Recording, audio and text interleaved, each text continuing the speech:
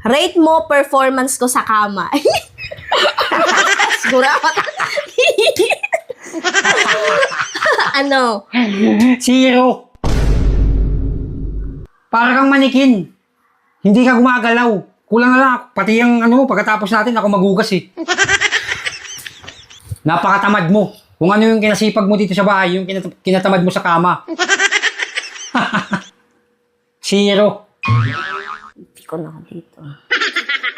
To, magbigay ng katangian na nagustuhan mo sa akin. Wala! Wala akong katangian na nagustuhan sa'yo. Wala, as in wala. Meron naman. Yung paghihima ka sarili mo. Pag pera mo, pera mo.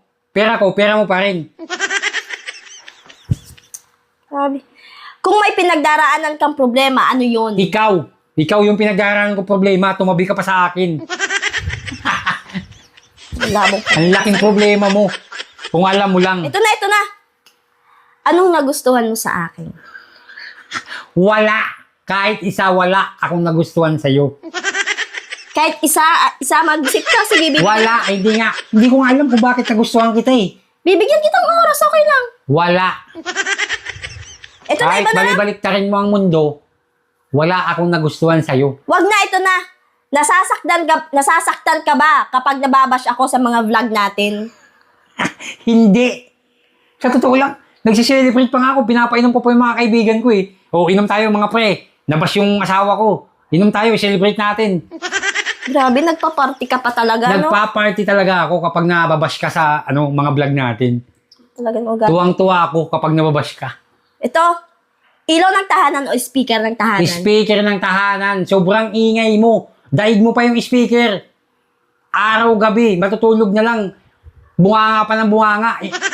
Imbis na ikaw yung magpaliwanag sa bahay natin, ikaw pa yung nagpapadilim sa paningin ko. Ikaw pa yung dahilan kung bakit dumidilim yung paningin ko. Oo, medyo dumidilim na din paningin ko sa'yo. Kailan kayo huling nakita ng ex mo? Kanina lang, bago tayo nagpastok. Kanina lang? Kanina lang? Oo. Parang kapal naman ang mukha mo doon na umuwi pa talaga dito na nakipaggaling ka doon sa ex mo? Oo, kala ko bawal magalit. Hindi ako nagagalit. Talagang galing ka doon sa ex mo, umuwi ka pa dito, parang kapal naman ang mukha mo doon. Pasok real talk, di ba? Pastor, iba kasi yun, iba yun, bakit yun?